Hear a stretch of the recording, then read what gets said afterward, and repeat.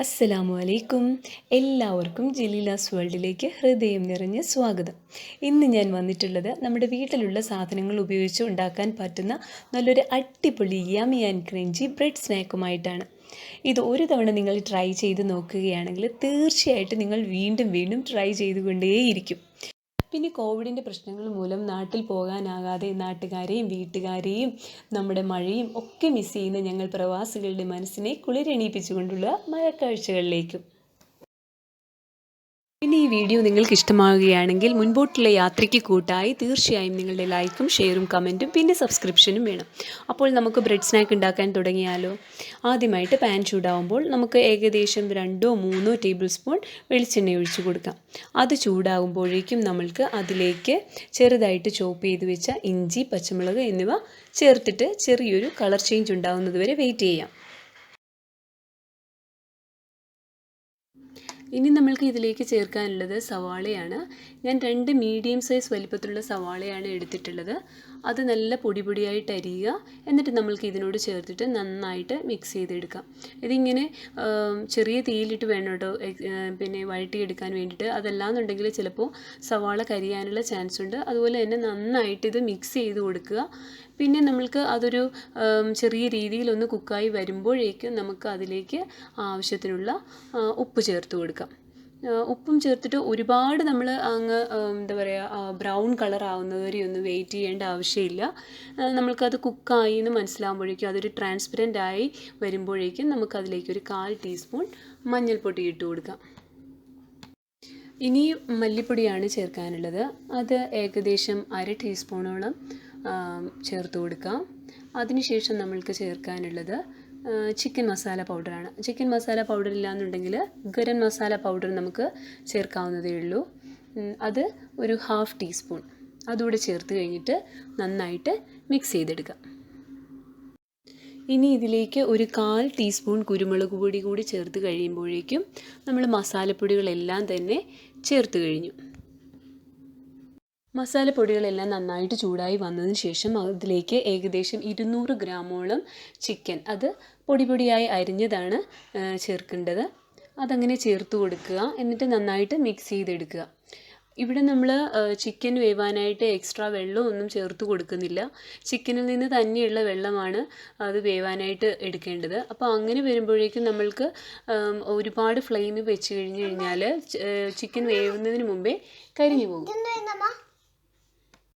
ഇനി നമ്മൾക്ക് ചേർക്കാനുള്ളത് ഒരു 1/2 കപ്പ് ഗ്രേറ്റ് ചെയ്ത് വെച്ചിരിക്കുന്ന ക്യാരറ്റാണ്.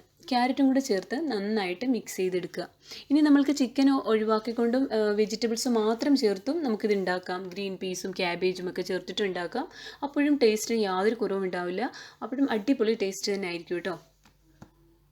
ഇനി നമ്മുടെ ചിക്കനും ക്യാരറ്റും മസാലയും എല്ലാം കൂടെ നന്നായിട്ട് മിക്സ് ചെയ്തതിന് ശേഷം കുറച്ച് നേരം അടച്ചു വെച്ച് വേവിക്കാം. അങ്ങനെ നമ്മുടെ ഫില്ലിങ് റെഡി ആയിട്ടുണ്ട്. ഇതിലേക്ക് നമ്മൾക്ക് ചേർക്കേണ്ടത് ഒരു 1/4 കപ്പ് മല്ലിയിലയാണ്. അത് ചെറുതായിട്ട് ചോപ്പ് ചെയ്തതും കൂടെ ചേർത്ത് കൊടുക്കാം. എന്നിട്ട് നന്നായിട്ട് മിക്സ് ചെയ്തെടുക്കാം. ഈ സമയം കൊണ്ട് നമുക്ക് ഫ്ലെയിം എല്ലാം ഓഫ് ചെയ്യാം.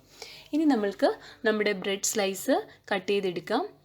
അതിലേക്ക് നമുക്ക് ബ്രെഡ് ക്രംസിൻ്റെ ആവശ്യമുണ്ട്. അതെങ്ങനെയാണ് ഉണ്ടാക്കുന്നതെന്ന് നോക്കാം. ഇവിടെ ഞാനൊരു 10 സ്ലൈസസ് ബ്രെഡ് എടുത്തിട്ടുണ്ട്. അതിൻ്റെ സൈഡിലുള്ള ആ ബ്രൗൺ കളർ പാർട്ട് നമുക്ക് കട്ട് ചെയ്ത് മാറ്റാം. എന്നിട്ട് നന്നായിട്ട് ക്രഷ് ചെയ്തെടുക്കാം. നമുക്ക് ആവശ്യമുള്ള ബ്രെഡ് ക്രംസ് ഇതിൽ നിന്ന് തന്നെ കിട്ടും. അങ്ങനെ നമ്മുടെ ബ്രെഡ് ക്രംസും റെഡി ആയിട്ടുണ്ട്. ഇനി നമുക്ക് ഓരോ ബ്രെഡ് പീസും എടുത്തിട്ട് ഒരു റോൾ പിൻ ഉപയോഗിച്ച് നന്നായിട്ട് 2 വശവും പരത്തിയെടുക്കാം.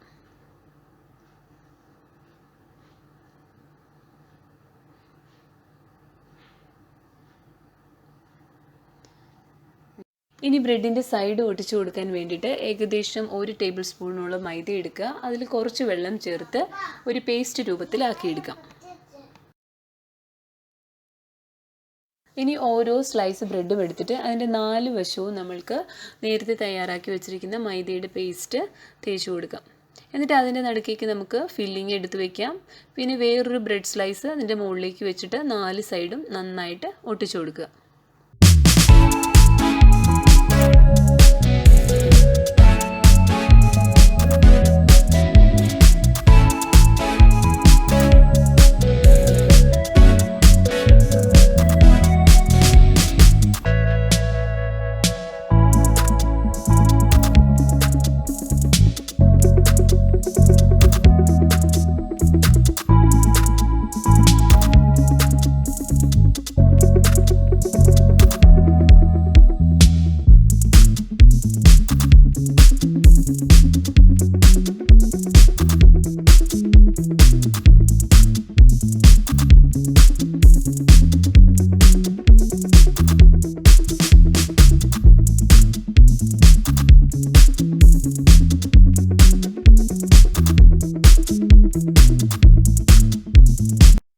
തയ്യാറാക്കി വെച്ചിരിക്കുന്ന ബ്രെഡ് സ്നാക്സ് എല്ലാം നമുക്ക് എഗ്ഗിലൊന്ന് കോട്ട് ചെയ്യേണ്ടതുണ്ട്. അതിലേക്ക് ഞാൻ ഒരു എഗ്ഗാണ് എടുത്തിട്ടുള്ളത്. 10 സ്ലൈസസ് ബ്രെഡിന് ഒരു എഗ്ഗിൻ്റെ ആവശ്യമേ വരുന്നുള്ളൂ. അത് നന്നായിട്ട് എഗ്ഗിലിട്ടൊന്ന് കവർ ചെയ്തതിന് ശേഷം ബ്രെഡ് ക്രംസിലിട്ട് നന്നായിട്ടൊന്ന് കോട്ട് ചെയ്തെടുക്കുക. ഇങ്ങനെ ഓരോ ബ്രെഡ് സ്നാക്കും ചെയ്തതിന് ശേഷം ഫ്രൈ ചെയ്തെടുക്കാം.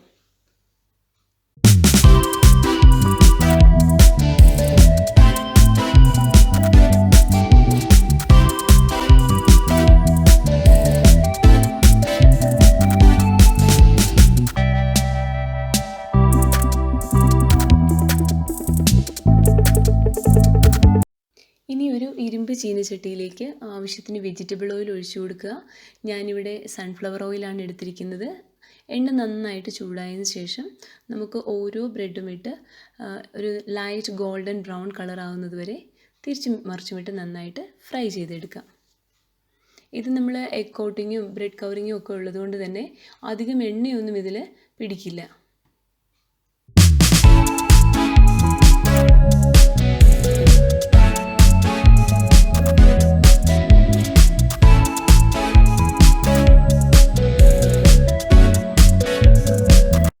അങ്ങനെ നമ്മുടെ yummy and crunchy bread snack ready ആയിരിക്കുകയാണ്.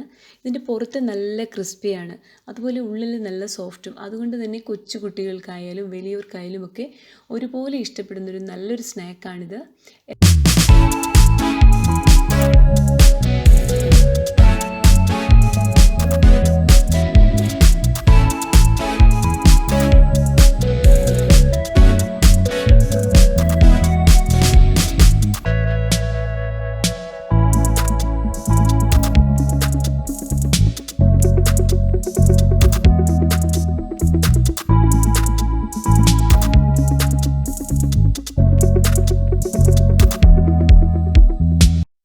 ഒട്ടും പ്രതീക്ഷിക്കാത്തൊരു സർപ്രൈസ് ഗിഫ്റ്റ് കിട്ടിയാൽ എങ്ങനെയിരിക്കും?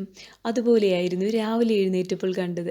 ആകാശമെല്ലാം കറുത്തിരുണ്ട് നല്ല തകർപ്പൻ മഴ കഴിയുമ്പോഴേക്കും നമ്മൾ ചെയ്യുന്നൊരു സ്ഥിരം പരിപാടിയുണ്ട്, സ്ഥിതിഗതികളൊന്ന് വീക്ഷിക്കുക എന്നുള്ളത്. അങ്ങനെ വന്ന് നോക്കുമ്പോഴേക്കും റോഡെല്ലാം ഫുള്ള് വെള്ളമായിട്ടുണ്ട്. ഈ കാണുന്നത് റോഡാണ് കേട്ടോ.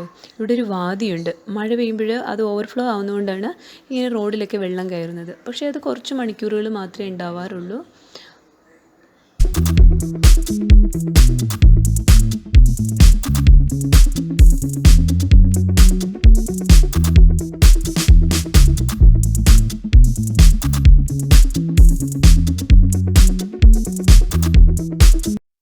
അങ്ങനെ മഴക്കാഴ്ചകളൊക്കെ കണ്ടു മടങ്ങുമ്പോഴാണ് മഴയേക്കാൾ മനോഹരമായ മറ്റ് ചില കാഴ്ചകൾ കാണുന്നത്.